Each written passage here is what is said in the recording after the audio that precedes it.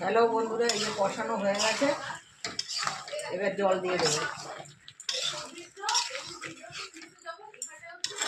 Soybean দিয়ে ডিম করে খেয়ে দেখবে, খুব ভালো লাগে। আমার নাতিরা বলেছে সোয়াবিন দিয়ে ডিম খাবে, তাই ওদের জন্য এইভাবে করছি। তোমরা সঙ্গে থাকবে। এখন জল দিয়ে দেবো।